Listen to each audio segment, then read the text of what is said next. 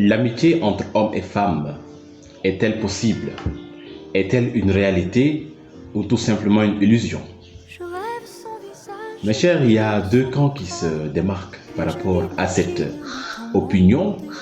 Le premier camp déclare que cette amitié en fait n'en est pas une, dans la mesure où c'est soit l'homme ou soit la femme qui est intéressé et qui, n'ayant pas le courage de déclarer sa flamme dès le départ, prend ou saisit l'occasion de l'amitié pour essayer de vivre ne serait-ce qu'un tout petit peu d'amour avec l'être aimé.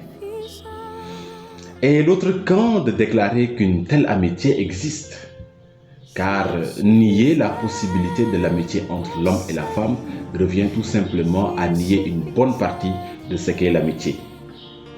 Jules Renard fera partie des premiers sectateurs de ceux qui défendent l'impossibilité d'une telle amitié.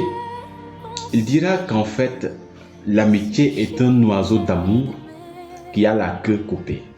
C'est comme si entre l'homme et la femme, une amitié ne serait qu'un amour, disons, tronqué. Il continue en disant ailleurs que l'amitié, c'est le mariage de deux êtres qui ne peuvent pas coucher ensemble. Quand un homme et une femme, par exemple, sont amis, selon Jules Renard, c'est comme s'ils sont mariés, mais ce qui les différencie en fait des amoureux, c'est qu'ils ne peuvent pas coucher ensemble. Donc l'amitié, c'est véritablement un amour tronqué, selon lui. Et beaucoup sont de cet avis. On voit que dans beaucoup d'amitiés entre hommes et femmes, souvent quand la fille se montre très ouverte, quand elle se montre très familière, des hommes ont tendance à se dire, voilà, cette fille est disponible, cette fille est un terrain sur lequel je peux essayer de m'aventurer. Je pourrais peut-être tenter quelque chose, vu qu'elle est ouverte, vu qu'elle est disponible, elle n'est pas renfermée sur elle-même et tout. Et qu'est-ce qui arrive souvent? C'est qu'à la fin, quand l'homme a tenté de conquérir cette fille, on entend souvent quoi? On entend « pourtant je te considérais comme mon frère » ou « pourtant je te considérais comme mon ami ». Il y a un proverbe qui dit que l'amour est un ver qui pourrit la pomme de l'amitié. C'est-à-dire que quand deux personnes sont amies et que l'amour commence à entrer dans cette amitié-là, souvent la pomme de l'amitié commence à pourrir. Parce que c'est des sentiments qui se dévoilent et si ces sentiments ne sont pas partagés, eh bien, la relation a tendance à aller à volo. Voilà. Mais l'amitié entre hommes et femmes est une réalité. Et c'est cela mon avis. L'amitié entre hommes et femmes n'est pas une illusion, c'est une réalité. Car il faut tout simplement s'en tenir à la définition de l'amitié.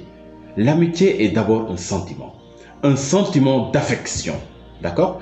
Réciproque qui engage deux personnes l'une envers l'autre. L'amitié est un sentiment d'affection réciproque qui engage deux personnes l'une envers l'autre.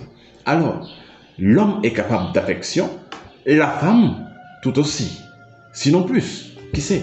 Mais nier que l'amitié entre hommes et femmes existe, c'est nier cette capacité propre à l'homme et propre à la femme de pouvoir développer un sentiment d'affection véritable. Alors, l'amitié entre hommes et femmes est une réalité, car l'homme et la femme sont tous les deux capables de développer de manière réciproque un sentiment d'affection véritable. Mais pour que cette amitié dure, pour que cette amitié résiste au temps, il faut certaines dispositions, il faut certaines mesures, si on peut ainsi parler. Je n'aimerais pas donner le mot règle, mais il faut qu'il y ait quand même certaines dispositions. On peut se poser des questions pour voir en fait où nous conduit notre amitié. On peut se demander dans une relation pareille, comment est née cette amitié? Comment l'amitié que j'entretiens avec une telle personne, qui n'est pas du même sexe que moi, est née? Est-ce par intérêt affectif? Il y a beaucoup de gens qui entrent en amitié, mais qui ont des vues derrière cette amitié. C'est-à-dire, tu es intéressé par telle fille, par tel garçon, et puis pour t'approcher de cette personne-là, sachant que une déclaration immédiate pourrait faire faillite ou faire chou blanc, tu abordes le volet de l'amitié. Ça, c'est une amitié par intérêt affectif. Et c'est un amour caché.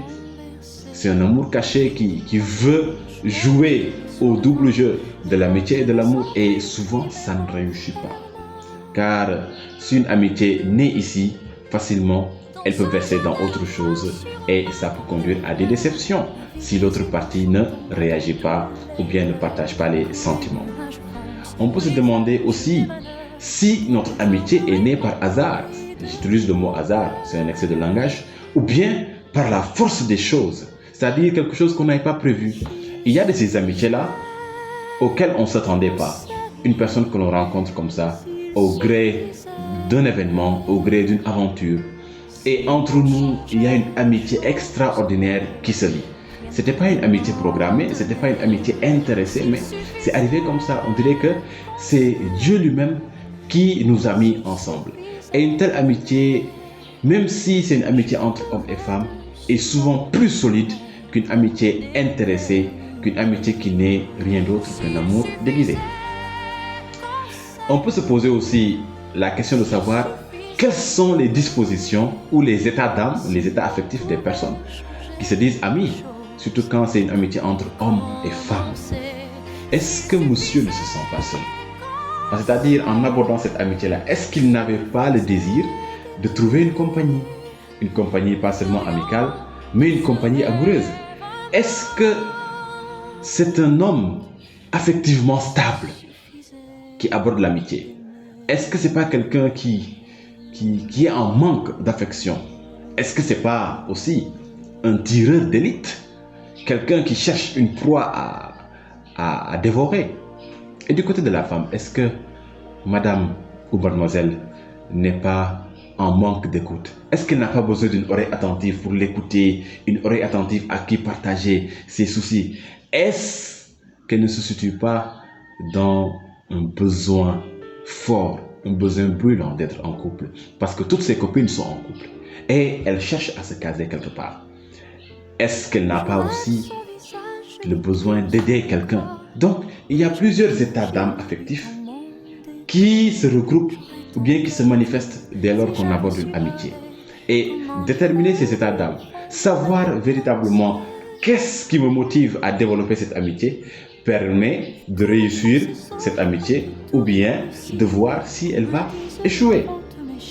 Vous savez que les deux genres sont forts en cela, les hommes et les femmes. Forts pour développer une amitié, alors que c'est l'amour qui se cache derrière ça. Cette amitié n'est pas sincère. Ce n'est pas une amitié sincère. C'est-à-dire qu'il faut être clair avec soi-même dès le départ. On ne peut pas dire que l'amitié entre hommes et femmes n'existe pas tant que on continue en fait de développer une amitié, je dirais hypocrite.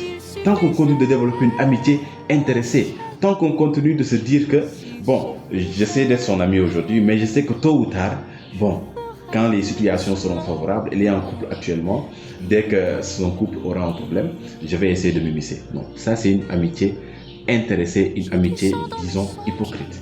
Il y a un intérêt qui se cache derrière. Et le problème c'est que quand cet intérêt disparaît, ou bien quand il est manifestement impossible à atteindre concrètement, alors la personne qui était intéressée commence à se retirer. Elle va vous dire quoi? Elle va vous dire je ne t'entends plus, je ne te sens plus, et, bon, j'ai trouvé quelqu'un d'autre, ou bien elle va tout faire en tout cas pour diminuer les rapports parce qu'elle ne se retrouve plus dans cette relation. Elle n'était pas venue pour l'amitié, elle était venue pour une relation amoureuse. Mais quand vous venez pour une relation amoureuse, dites que vous venez pour cela. Ne cherchez pas à déguiser le loup en agneau. Non. Sinon, vous risquez de vous tromper.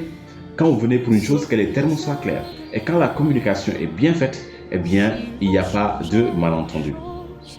Alors, pour bien expérimenter l'amitié homme-femme, une amitié saine, une amitié constructive, alors ce que je vous recommande, c'est de désexualiser cette amitié-là. Quand vous avez une amie qui vous tient beaucoup à cœur, quand vous avez un ami qui vous tient beaucoup à cœur, considérez cette personne comme votre frère ou votre sœur. C'est ainsi que vous parviendrez à réussir cette amitié que beaucoup déclarent impossible. Pourquoi? Parce que dès que vous commencez, excusez-moi parce que je vais parler en termes plus, dès que vous commencez à lorgner la poitrine de votre ami, ou bien à lorgner les biceps de votre ami, à lorgner ses muscles et tout, avec un certain regard, mais vous êtes en train d'ouvrir une porte qui risque de ne pas se refermer. Vous êtes en train de passer progressivement, peut-être inconsciemment, de l'amitié à l'attirance sexuelle. Et dès que l'attirance sexuelle s'invite dans une amitié, eh bien, cette amitié change de nature. Et c'est ce qui fait que beaucoup de personnes nient la possibilité d'une amitié entre l'homme et la femme. Alors, il faut me désexualiser ces choses, s'il vous plaît. Considérez-vous comme frère et sœur. Toi, garçon, n'accepte pas que ton regard s'arrête sur certains détails du corps de ton ami, si tu veux qu'elle reste toujours ton amie. Et toi, l'ami, je veux dire la fille, n'accepte pas que ton corps ou tes pensées s'arrêtent sur certains détails du corps de ton ami. Alors, considère-le comme ton frère. Et traite-le comme ton frère. Il ne suffit pas de le considérer, mais il faut considérer et traiter la personne comme telle. Et je vous encourage véritablement à développer ces genres de relations-là. Ces genres d'amitié, pas seulement avoir des amis du même sexe, mais avoir des amitiés aussi intersexes. Des amitiés constructives, parce que l'homme et la femme sont complémentaires. La femme va apporter souvent à l'homme plus que ne peuvent lui apporter les autres hommes. Et l'homme va apporter souvent à la femme plus que ne peuvent lui apporter les autres femmes. Nous sommes complémentaires. Et la parole de Dieu nous le dit. Ecclésiastique, chapitre 6, verset 14. Un ami fidèle est un puissant soutien. Qui l'a trouvé a trouvé un trésor. Alors faites-vous des amitiés constructives, faites-vous des amitiés saines et vivez le meilleur de vous-même.